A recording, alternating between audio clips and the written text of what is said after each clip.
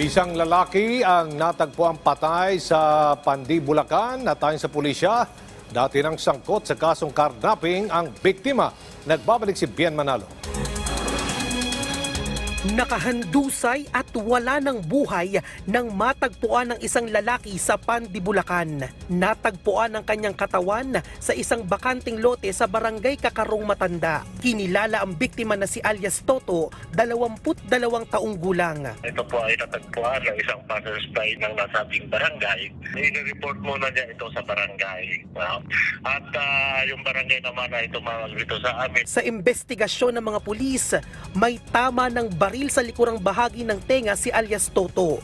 Bakas di na pinahirapan si alias Toto dahil sa strangulation mark na tanda na siya ay binigti. Dahil dito, posibleng biktima ng summary execution o salvage si alias Toto na dati ng sangkot sa kidnapping noong 2018. Mayroon itong kinasasangkutan na kidnapping incident na kung saan, nung tanungin namin yung nanay, ay inamin naman niya na mayroong mga kidnapping incident na kinasangkutan itong biktima. Na-recover sa crime scene ang 2 basyo ng baril.